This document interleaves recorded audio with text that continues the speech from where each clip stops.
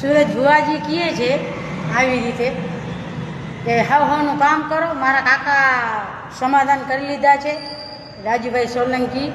એટલે આમાં રસ ના લ્યો તમે બધાય.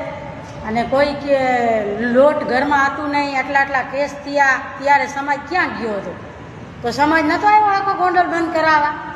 સમાજના બધા આગેવાનો આવ્યા નહોતા બધાય ગોંડલ બંધ કરાવવા? બધાય સાથ નહોતો દીધો?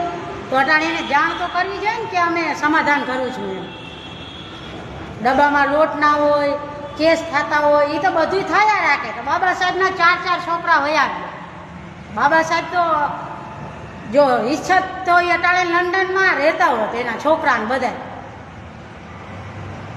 તો એ કા ના કર્યું આપણી સમાજ માટે? બધાય આવી રીતે છળવાર કરીને બધું આમ બાબા સાહેબે લડ્યા, સંવિધાન લાગ્યું આપણા માટે.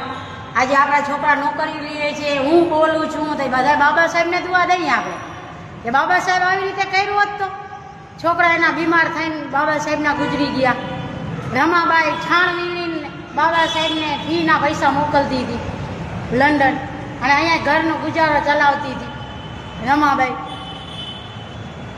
તો સુરજ ભુવાજી, તમે એમ ના કહો કે હવના રસ્તે થઈ જશે એને સમાધાન જ કરવું હતું, તો આવી રીતે શું કામ કર્યું? બધે સમાજના આગેવાનને બોલાવવા હતા ને કે ભાઈ મને હવે મારે નથી કાંઈ કરવું, હું સમાધાન કરું છું.